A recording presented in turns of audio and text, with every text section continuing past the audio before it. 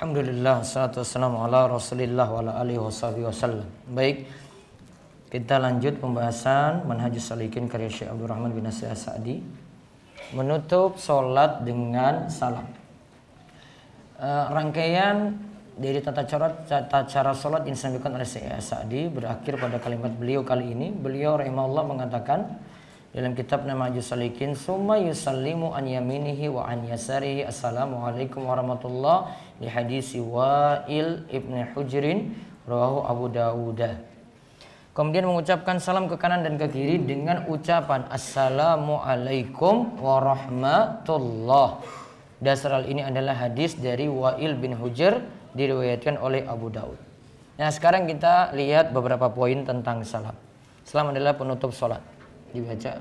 Salam adalah penutup salat. Salam adalah penutup salat dari Abu Sa'id Al-Khudri radhiyallahu anhu. Rasulullah sallallahu alaihi wasallam bersabda, "Miftahus salati at-tuhuru wa tahrimuha at-takbiru wa tahliluha at-taslimu." Pembuka salat adalah bersuci. Yang mengharamkan dari perkara di luar salat adalah ucapan takbir, dan yang menghalalkan kembali adalah ucapan salam. Hadis riwayat Tirmizi dan Ibnu Majah. Ya, disebutkan wa tahliluha at-taslim, penutup salat, yaitu setelah itu dihalalkan kembali hal di luar salat. Ya, boleh dia itu bergerak, boleh dia itu berbicara. Nah, yang menghalalkannya di sini adalah ucapan salam. Nah, sekarang cara salam dalam salat. Cara salam dalam salat, memalingkan wajah saat salam dihukumi sunnah. Karena Nabi SAW kadang salam dengan sekali salam dan memalingkan wajah. Yang termasuk rukun saat salam adalah ucapan salam dan menoleh sekedar tambahan dari ucapan salam tadi. Jadi yang dimaksudkan salam di sini ucapannya. Seandainya dia cuma salam sekali, saya assalamualaikum warahmatullah, ucapannya sudah ada, maka halallah hal-hal di luar sholat bisa dia lakukan, dianggap sholatnya selesai. Sedangkan menolehnya tadi itu tambahan. Maka tadi dikatakan yang termasuk rukun saat salam adalah ucapan salam, dan menoleh itu sekadar tambahan dari ucapan salam tadi. Terus cara salam. Cara salam adalah dengan memalingkan wajah ke kanan sampai orang di belakang melihat pipi. Begitu pula salam ke kiri sampai orang di belakang melihat pipi. Ya, jadi kita noleh ke kanan. Nah, yang belakang sudah lihat pipi kita ini, maka sudah menoleh ke kanan namanya. Terus ke kiri sampai yang di belakang kita ya melihat pipi kita juga. Dalilnya disebutkan dalam hadis an Amir ibn Sya'idin an abihi qala kuntu ara Rasulullah sallallahu alaihi wasallam yusallimu an yaminihi wa an yasarihi hatta ara bayadu khaddihi. Dari Amir bin Sa'ad dari bapaknya, ia berkata, aku pernah melihat Rasulullah SAW mengucapkan salam ke kanan dan ke kiri hingga aku melihat pipinya yang putih. Hadis riwayat Muslim. Nah, lihat, pipi terlihat. Lalu dari Abdullah bin Mas'ud. Dari Abdullah bin Mas'ud radhiyallahu anhu, ia berkata, anna Nabiyya SAW kana yusallimu an yaminihi wa an shimalihi hatta yura bayadu khaddihi. Assalamualaikum warahmatullahi. Assalamualaikum warahmatullahi. Nabi SAW biasa mengucapkan salam ke kanan dan ke kiri sampai terlihat pipinya yang putih. Lalu beliau mengucapkan Assalamualaikum warahmatullah. Assalamualaikum warahmatullah. Artinya keselamatan dan rahmat Allah bagi kalian, keselamatan dan rahmat Allah bagi kalian. Hadis riwayat Abu Daud dan Tirmizi. Nah, lihat di sini sama juga sampai terlihat pipinya yang putih. Lalu di sini sebutkan ucapannya Assalamualaikum warahmatullah, Assalamualaikum warahmatullah. Tentang tambahan wa barakatuh nanti ada pembahasannya. Kalau di lafaz ini cuma berhenti sampai Assalamualaikum warahmatullah. Lalu boleh mengucapkan Assalamualaikum warahmatullahi wabarakatuh. Nah, di sini ada tambahan wa barakatuh, boleh ataukah tidak? Nah, di sini kita lihat dalilnya. Dari Wa'il bin Hujr radhiyallahu anhu, ia berkata, aku pernah bersama Nabi SAW. Beliau salam ke kanan sambil mengucapkan Assalamualaikum warahmatullahi wabarakatuh, dan ke kiri sambil mengucapkan Assalamualaikum warahmatullahi wabarakatuh. Nah, itu ada kata sambal diganti sambil. Nawawi, Namun yang ke kiri ada riwayat yang cuma berhenti sampai Assalamualaikum warahmatullahi saja, dan ada tambahan lagi, ada yang sampai wabarakatuh. Intinya di sini dalam hadis Wa'il bin Hujr, dan ini yang dimaksud oleh Syekh Sa'di di atas. Walaupun tentang riwayat ini para ulama berselisih pendapat, namun ada penilaian hadis di bawahnya. Lihat Imam Nawawi. Imam Nawawi dalam Al-Majmu' menyatakan bahwa sanad hadis ini sahih. Juga dinyatakan sahih oleh Ibnu Abdul Hadi dalam Al-Muharrar. Al-Hafiz Ibnu Hajar dalam Nata'ij Al-Afkar menyatakan bahwa hadis ini hasan. Syekh Al-Albani dalam Al-Irwa menyatakan bahwa sanad hadis ini sahih. Perawinya seluruhnya terpercaya, merupakan perawi kitab sahih. Dan Ibnu Hajar juga dalam Bulughul Maram menyatakan sanad hadis ini sahih. Kesimpulannya masih boleh tambah sampai wabarakatuh, baik ke kanan maupun ke kiri. Sekarang dilihat pembahasan terakhir, sekali salam sudah sah.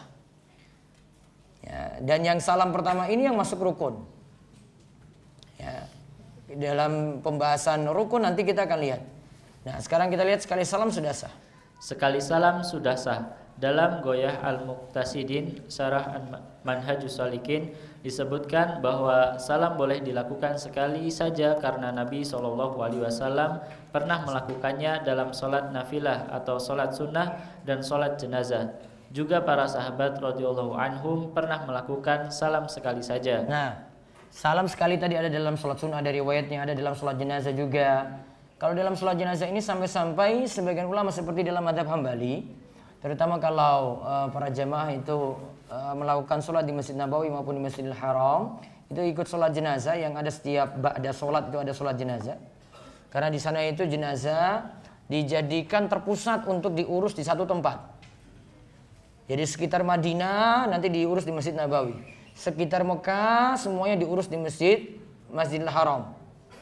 Nanti di kota lainnya juga, di Riyadh nanti ada di sisi utara, sisi selatan terbagi dua.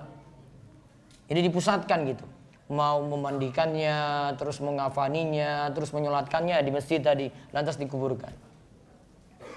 Nah, mereka memakai pendapat hadis ini yang nyebutkan Rasulullah SAW sholat jenazah itu sekali salam. Assalamualaikum warahmatullahi wabarakatuh. Sudah. Maka di sana kalau salam sholat jenazah sekali. Namun kalau dalam mazhab Syafi'i tetap dua kali, karena tadi tidak melarang salam yang dua kalinya. Perbuatan Nabi SAW yang tadi tidak membatasi kalau salam untuk sholat jenazah itu cuma satu kali. Mau salam dua kali pun masih boleh. Nah, sekarang kita lihat perkataan Ibnu Rajab Al-Hambali. Ibnu Rajab Al-Hambali rahimahullah dalam Fathul Bari menyatakan. Nah, jadi ada kitab yang sama antara Ibnu Rajab dengan Ibnu Hajar Al-Asqalani. Ibnu Hajar punya kitab Syarah Sahih Bukhari namanya Fathul Bari. Ibnu Rajab Al-Hambali punya kitab juga yang sama namanya Fathul Bari. Penulis beda, nama sama untuk kitabnya. Nah, Ibnu Rajab katakan, hal ini diperselisihkan oleh para ulama salaf. Ada riwayat yang menyebutkan dari mereka dengan dua kali salam. Ada riwayat pula yang menyebutkan dengan sekali salam. Masalah ini berarti begitu lapang di tengah-tengah mereka, walaupun dianggap yang satu lebih afdol dari yang lain.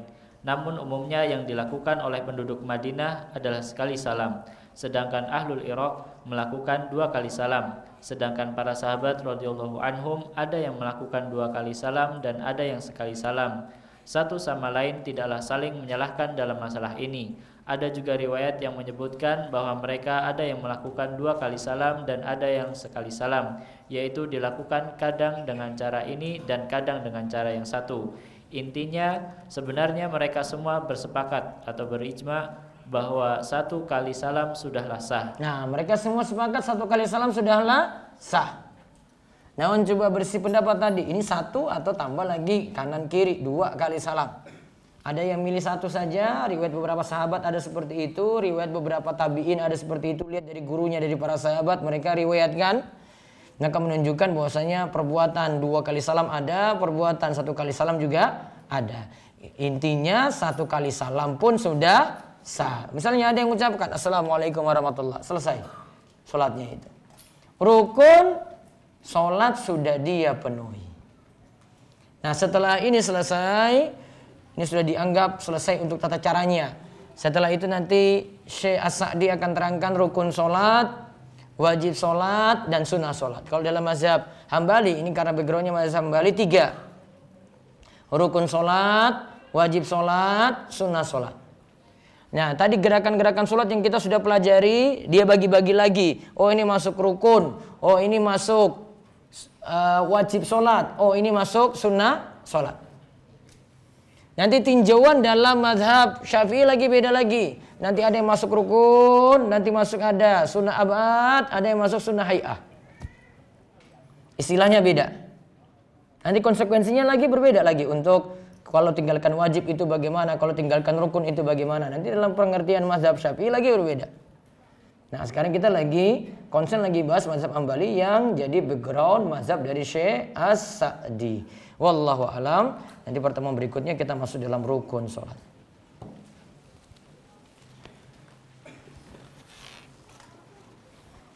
Apa hukum membaca surat Al-Fatihah dan doa yang lainnya setelah sholat jenazah? Karena saya sudah menemukan 2 kali seperti ini. Imam membaca surat Al-Fatihah dan diikuti makmum yang lainnya. Apakah ini bid'ah Ustaz? Wallahu alam, kalau setelah sholat jenazah tidak perlu lagi seperti ini, cukup di dalam sholat saja, dalam sholat jenazah tadi. Setelah takbir pertama ya, Al-Fatihah. Setelah takbir kedua sholawat. Setelah takbir ketiga apa? Doa. Setelah takbir keempat salam. Namun kalau dalam mazhab Syafi'i, seandainya ada yang lupa Al-Fatihah itu di takbir pertama, setelah takbir pertama lupa Al-Fatihah, dia wajib baca Al-Fatihah dan dia bisa mengganti setelah takbir kedua. Jadi letaknya Al-Fatihah setelah takbir pertama tadi kalau dalam mazhab Syafi'i sunnah. Namun baca Al-Fatihah dalam sholat jenazah wajib. Untuk setelah takbir pertama sunnah, namun baca Al-Fatihah dalam sholat jenazah itu wajib. Seandainya lupa setelah takbir pertama, dibaca setelah takbir kedua. Saya masbuk 1 rakaat, namun saat imam salam, saya salam. Saya masbuk 1 rakaat, berarti harus tambah 1 lagi kan? Namun saat imam salam, saya salam. Bagaimana status sholat saya? Ya tambah 1 rakaat. Karena dia kan sudah salam lebih dulu, harusnya tambah 1 lagi kan? Baru kemudian karena dia ikut salam bersama imam tadi, berarti melakukan gerakan tambahan dengan salam tadi, maka diperintahkan untuk sujud sahwi. Ini sujud sahwi setelah pembahasan rukun, wajib dan sunnah sholat. Ustaz, apa hukumnya saat kita lupa saat sujud tapi malah baca bacaan rukuk? Saat sujud malah baca bacaan rukuk. Nah, ini dia tidak memindahkan rukun, dia memindahkan sunnah. Ini kalau saya tinjauannya mazhab Syafi'i ini ya. Dia yang baca ketika sujud itu dia baca sunnah hay'ah. Dia pindahkan tadi bacaan yang rukuk dia pindahkan ke sujud, atau sujud pindahkan ke rukuk. Dia cuma pindahkan sunnah, maka tidak ada konsekuensi apa-apa. Beda kalau dia baca surat Al-Fatihah pindah ke tasyahud akhir. Ya, itu namanya pindahkan rukun. Harusnya dibaca saat berdiri, pindah kapan? Tasyahud akhir. Dia pindahkan rukun yang satu ke tempat rukun yang lain. Nah ini baru nanti ada sujud sahwi karena salah tempat untuk rukunnya. Ustaz, bagaimana menyikapi istri yang suka mengangkat suara kepada suami? Bilang istrinya pelan-pelan. Bilang aja daripada diganti palang pintu. Tahu istilah ganti palang pintu? Istilah Nabi Ibrahim kepada putranya Ismail. Kalau dia bilang pada istrinya Ismail, kalau suamimu pulang, ya tolong ganti palang pintu ini. Wah, Ismail dengar itu. Apa pesan bapak saya? Katanya suruh ganti palang pintu. Oh saya, kata Ismail, tafsirannya adalah bapak saya maksudnya suruh saya ganti kamu, ceraikan kamu. Diceraikan. Apa begitu sebabnya? Ini bukan karena suara keras nih. Istrinya itu dengan Ibrahim, istrinya Ismail yang pertama itu dengan Ibrahim. Kasusnya adalah ketika ditanya bagaimana keadaan engkau di rumah dengan suami bagaimana, dia jawab serba kekurangan. Pokoknya hidup kami itu susah. Apa-apa kurang pokoknya dia jawab. Nah maka kalau sikap seperti ini ya suami yang dituntut banyak-banyak sabar. Mau suruh ganti palang pintu ya jangan dulu. Setiap dinasihati selalu bilang kamu sendiri juga belum baik. Ya berarti suami perbaiki diri.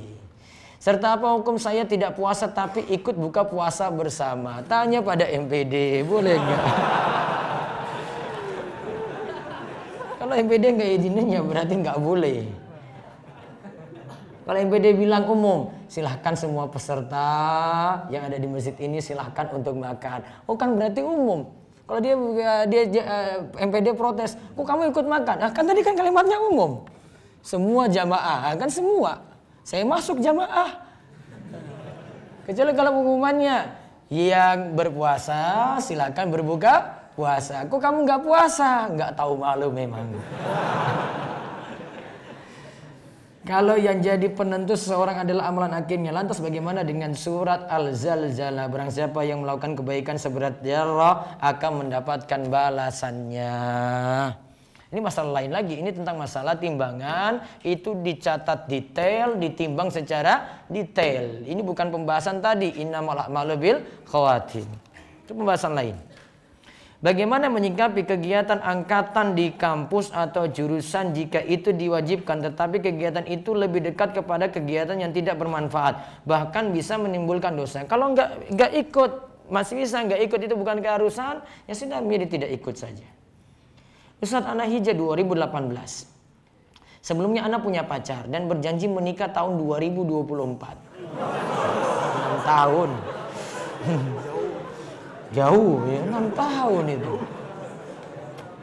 Mantan pacar Ana belum berhijrah sampai saat ini. Pertanyaannya, apakah jika saya menikah tahun 2020 dengan wanita lain, saya harus puasa 3 hari untuk menebus janji yang saya ingkari tadi? Nanti bilang aja, gampang kok solusinya. Kan bilang saja sama yang mantanmu tadi, ya. Maaf, saya setelah mikir-mikir panjang, mikir dengan matang, dan saya istiqoroh. Kayaknya kita ini memang bukan jodoh yang pas. Nah gitu. Sudah ending dulu toh. Nah baru kamu buka lembaran baru. Gitu. Ya, mudah-mudahan dapat yang lebih baik. Ustadz, apakah orang yang mati ketika demo boleh disolatkan? Boleh saja muslim. Saya nggak bilang kafir tadi kan.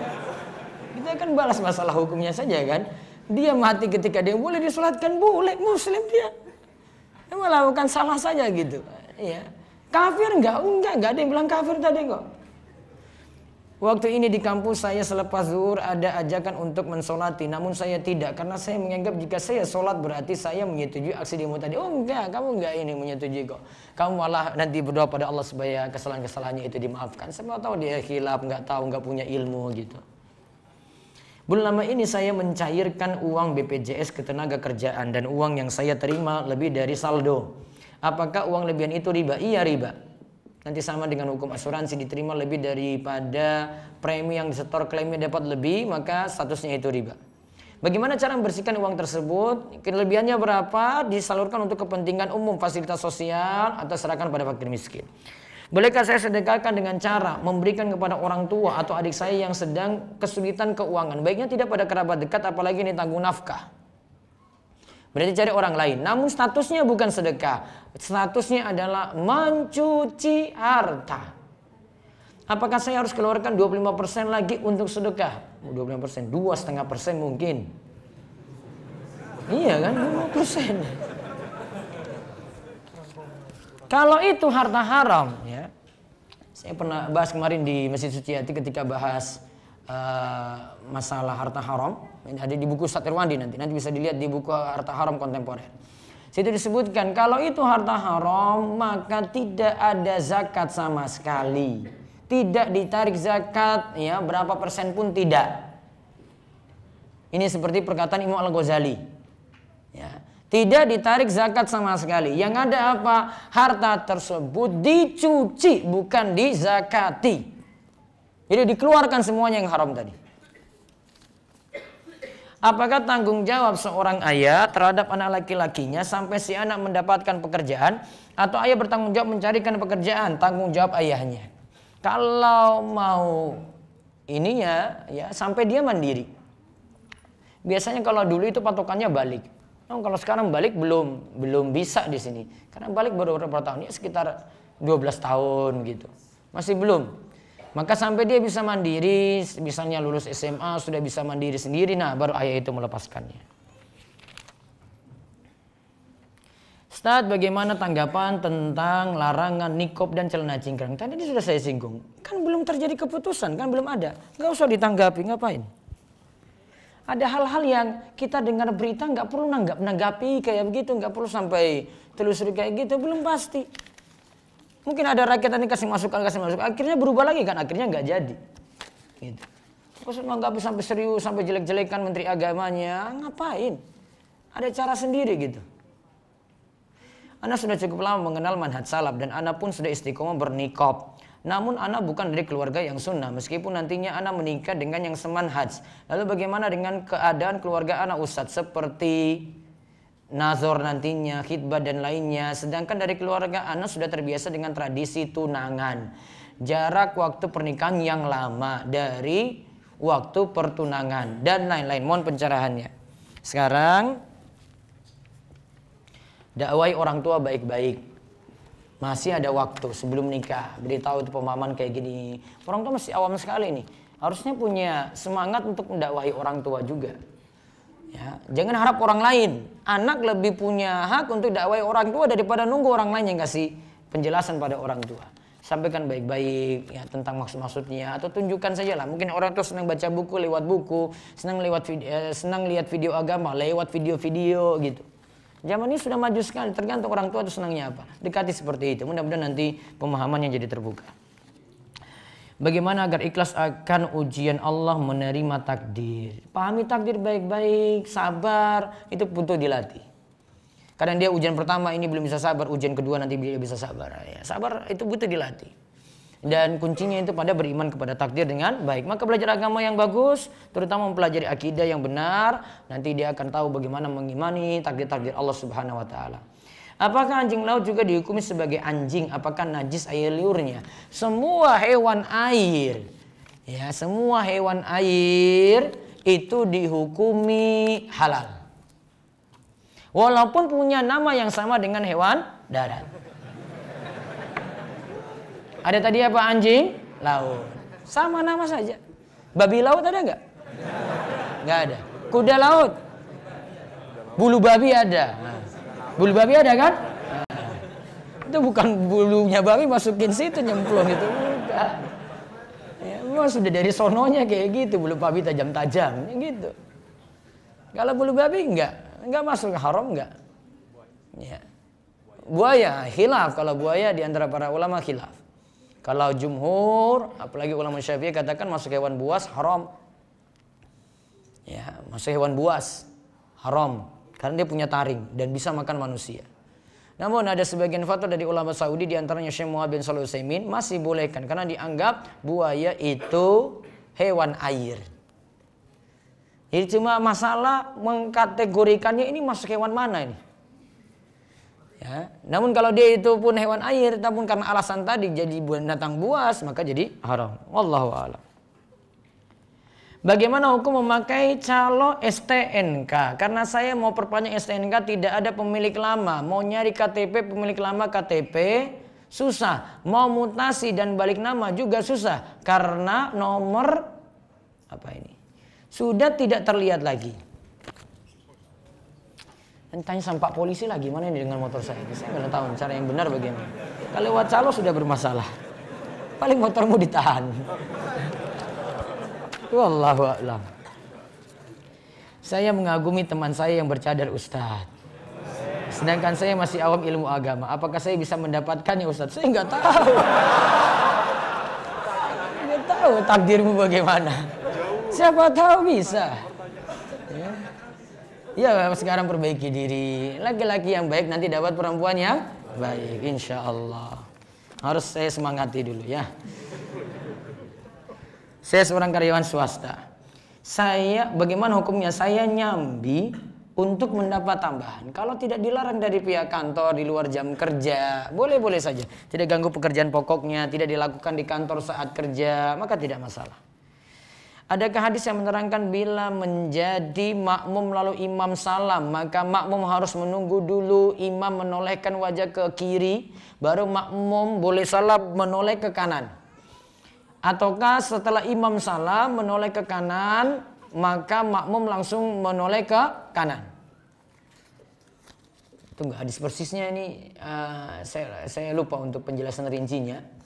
Jadi saya cari tahu dulu tentang dalil secara pasti untuk kali ini, insyaallah.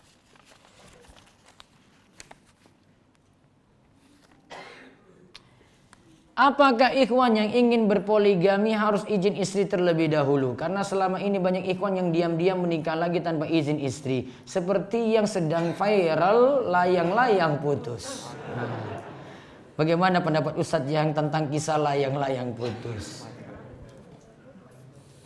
Sampai yang punya channel itu dari subscriber 12 juta down jadi 1 juta subscriber di YouTube. Itu kalau emak-emak sudah ngamuk tuh kayak gitu, coba lihat. Ya, netizennya itu emak-emak itu kalau sudah ngamuk, coba lihat 11 juta hilang subscriber. Mau komennya juga. Sebenarnya ada fatwa yang sebenarnya nggak perlu dijelaskan ke orang awam, yaitu ketika nikah lagi ya cukup nanti minta maaf daripada minta izin. Minta izin lebih berat daripada minta maaf. Akhirnya dia nikah. Baru kemudian itu minta maaf. Sebenarnya kalimat ini dipraktekkan untuk orang yang gak punya ilmu agama. Wah, ini cuma ada penipuan saja nantinya. Ada yang sakit hati, ada yang merasa tertipu. Akhirnya yang dicela nanti poligaminya. Jadi rusak itu. Dia poligaminya bisa jadi benar, namun akhirnya orang-orang masyarakat menuduhnya, wah dia selingkuh itu. Padahal dia mungkin nikah sah, namun dituduh selingkuh, ya, rampas suami orang gitu, misalnya istilahnya. Jadi sebenarnya ada beberapa hal yang orang awam itu nggak bisa praktekkan secara mutlak, nggak bisa. Cukup orang yang punya ilmu, dia paham ini hukumnya itu bagaimana gitu. Ada fikihnya sendiri kalau poligami tadi. Ini pembagian malam bagaimana, nanti pembagian ketika bersafar itu bagaimana. Wah, ada semuanya. Orang awam itu cuma taunya, saya nanti mau punya istri lagi. Fikih poligami sudah pelajari belum? Oh enggak Ustadz, yang penting ada. Saya yang penting jalankan sunnah Nabi. Sunnah-sunnahmu aja. Ya, cuma mikirnya itu. Ya, harusnya ada yang didik lagi lebih daripada hal tadi. Ada kewajiban ini, dia belum tahu. Dia belum tahu tentang kewajiban semacam itu. Harusnya yang kayak gini itu mesti ditekankan sehingga tidak merusak syariat yang ada. Akhirnya gara-gara layangan putus ini, ya syariat poligami itu yang dicela. Syariat poligami nggak salah. Seandainya dia pun tadi tidak minta izin juga kepada istri pertamanya, dia juga tidak salah sebenarnya. Namun masalahnya resiko setelah itu berat. Istri pertama tidak terima. Terus yang kedua, akhirnya istri nggak terima, nanti dia gugat cerai lagi.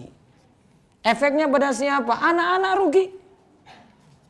Belum lagi komentar orang kanan kiri bilang ini suaminya nggak tanggung jawab ninggalin istrinya gitu. Ya padahal memang sudah cerai, gimana mau nafkahi, sudah cerai kok. Misalnya. Ini perlu banyak pertimbangan. Maka antum juga kalau mau jalani ya syariat kayak gini, buat timbang-timbang, jangan cuma mikir aja saya itu istri 2, saya istri 3 gitu. Emangnya gak ada konsekuensi itu, tambah beban loh itu. Beban apa? Beban tanggung jawab. Tanggung jawabnya tambah beban. Punya istri 2, sudah tambah 2 lagi berarti. Ada 1 orang lagi ditanggung jawab. Punya anak lagi, anak tambah beban lagi. Ya. Itu bukan suatu kebanggaan saja saya jadi punya istri 2, istri 3, istri 4, kemudian jalankan sunnah Nabi. Enggak sesimpel itu beragama.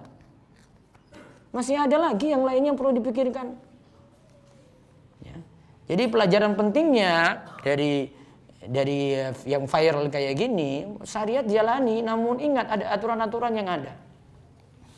Dan dari ini juga dapat ambil pelajaran kalau orang itu salah dalam bersikap, apalagi dia itu seorang pendakwah, wah itu bisa salah fatal, itu merusak dakwah lagi.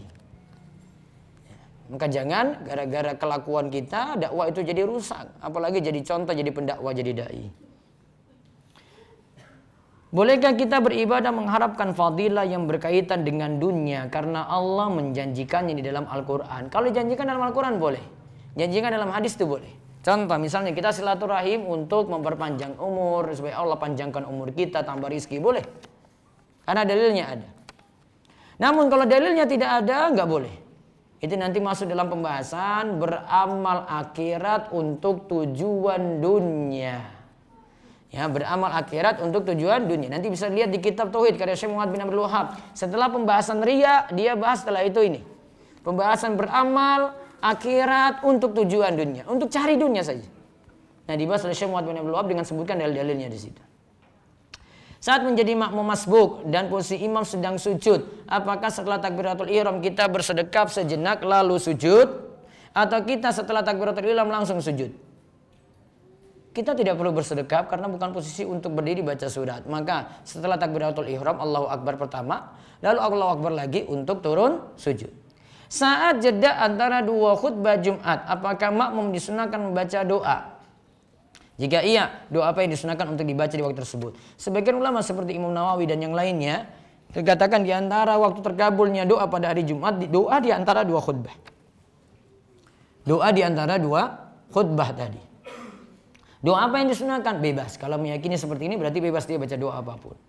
Ada beberapa negara yang cara salamnya ketika bertemu orang lain dengan cara sedikit membungkukkan badan. Misalnya Jepang. Sedangkan Indonesia dengan cara berjabat tangan. Apakah cara salam tersebut masih diperbolehkan dalam syariat Islam?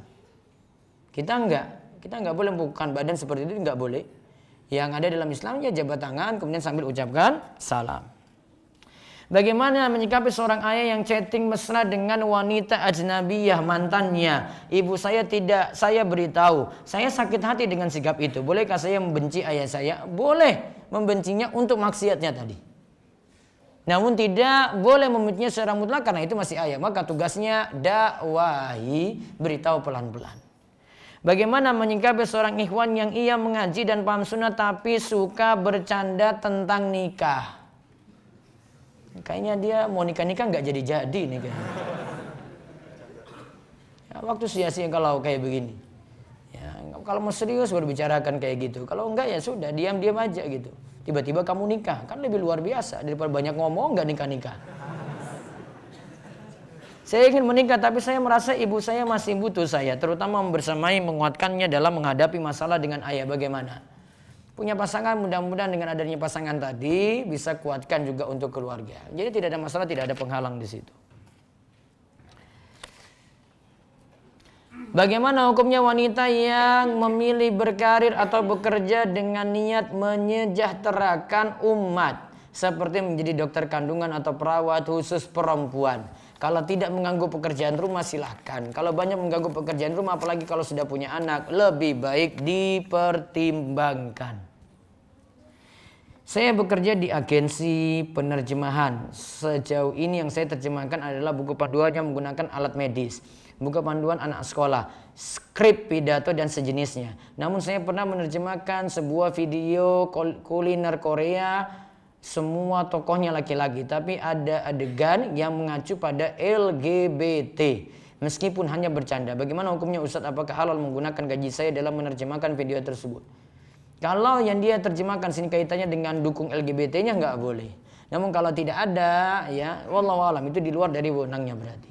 Apa hukum asuransi? Asuransi dalamnya itu ada gharar, ada penzoliman harta, ada riba, ada untung-untungan. Banyak sekali itu muskilah dalam asuransi. Apa hukum gambar tumbuhan atau benda mati yang lain yang diberi mata, hidung, mulut, dan atau tangan? Jadinya benda tadi memiliki ruh. Disuruh tiupkan di situ. Nantinya memiliki ruh dan disuruh tiup pada hari kiamat. Suruh bangkitkan lagi. Kalau tidak bisa maka Allah akan tiupkan ruh pada gambar tadi. Kemudian gambar tersebut yang nanti akan menyiksa dirinya. Ya, berarti hukumannya ada. Ya, kalau siap menanggung risiko kayak gitu, ya silahkan. Namun kalau tidak siap, ya maka berhenti untuk gambar seperti tadi. Terakhir, Ustadz, ayah saya penganut suatu ajaran ya di suatu daerah. Ayah saya selalu memaksa saya beribadah dengan cara ajaran tersebut dan ajarannya di sini menyimpang. La ta'ata li makhluqin fi maksiatil khaliq. Tidak ada ketaatan kepada makhluk dalam bermaksiat pada Allah. Kalau ibadahnya tidak tuntunan, nasihati ayah baik-baik, kita tidak perlu ikuti ajaran yang dia ajarkan. Kalau dia maksa tidak boleh di situ untuk mengikutinya. Jadi tugasnya dakwah baik-baik, mudah-mudahan ayah mendapatkan hidayah. Wallahu a'lam. Demikian yang kita bahas, mudah-mudahan manfaat dan Allah memberikan kita taufik dan hidayah untuk terus nambah ilmu dan amal, dan Allah senantiasa tetapkan hati kita dalam keistiqomahan. Demikian kami cukupkan, kita tutup dengan doa kafaratul majlis. Subhanakallahumma bihamdika asyhadu an la ilaha illa anta astaghfiruka wa atubu ilaik. Assalamualaikum warahmatullahi wabarakatuh.